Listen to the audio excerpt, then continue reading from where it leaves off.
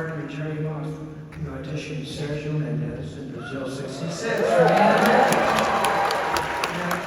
walked into this room and heard this great sound. I mean, I didn't know it was like a gumbo. It was like a little bit of Brazilian jazz, American pop, African, and had all these elements and fell in love with it. We signed into a long contract. And I was really curious how, Sergio came up with this really special, internationally accepted sound. And he was on this show that I was the MC of. I think it was the Kraft Musical, I'm not sure. Kraft Musical kind of rings. Anyways, I asked Sergio that question. I said, how'd you come up with this sound? Here's his answer to that.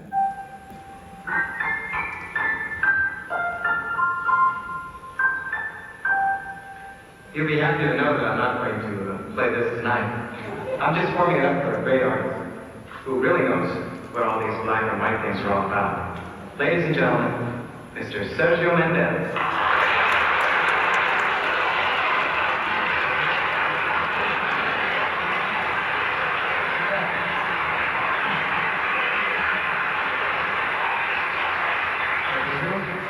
I got a question for you. I was thinking that so many people are always asking me how I got the idea for the brass and how we got organized.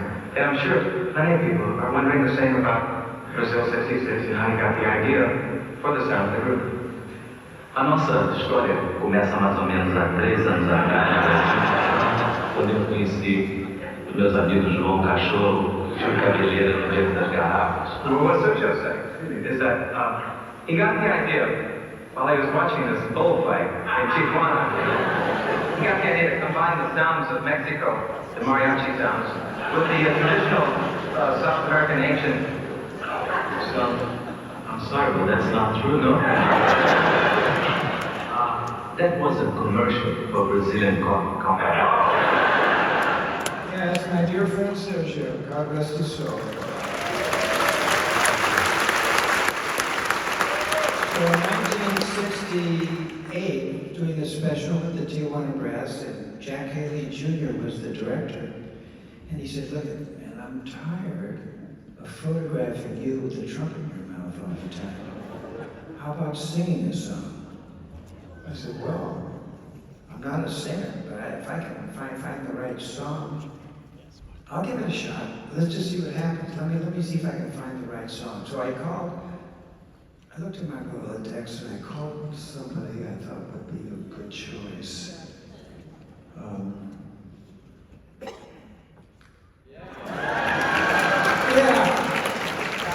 know that guy.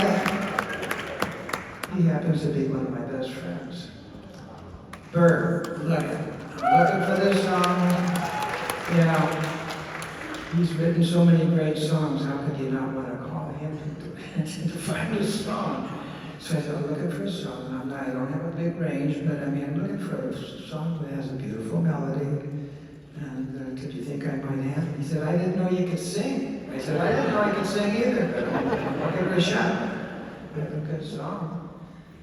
So 2 days later, he sent me This Girl Is in Love With You, that he recorded with the aerobic. I love the song. I love the melody. I had a good feeling for it. I said, I'd like to try that song. Obviously, we had to change the gender, so I called Hal David, who was living in New York at the time, asked him if he would do that, and said, no problem. So Bert did the arrangements for me. He played piano, and we produced this record. And we just did a track, in those days, but still nowadays we do the same thing. Do a track, you put an instrumental, player on it, or a vocal on it, or whatever, just to see if the track is in the right key, if it feels good. So that's what I wanted to do. I wanted to be safe. I didn't want to put something out there where I sound really like I'm trying too hard to, you know what I mean? Anyway, so we did this track, and I wanted to make sure it was in the right key for me. So Bert went into the sound studio, control room, and I was out there singing the song. I sang it one time, and it felt good. I liked the feeling. I didn't really stress on it. I was just trying to see if it was working. So I go back into the control room, opened the door and Bruce said, "Don't touch that. Don't touch a thing." And that was great, man. What you said, what you just did, you communicated the song. It was great. I said, it was just a demo. He said, "No, leave it. It was great." Anyways, I left it. We did a little, radio type of thing that made it a little more interesting with a couple sounds here and a couple things, some voices behind, and it became a big hit. Two weeks after this documentary was shown on NBC, it was the #1 record in the country. It caught me totally off guard. The reason I'm telling you that is because Burt Bacharach and Hal David had a number of great, big records. They never had a #1 record. I kind of threw that up to him. Burt, look at, you had your first #1 record by a trumpet player. Isn't that interesting?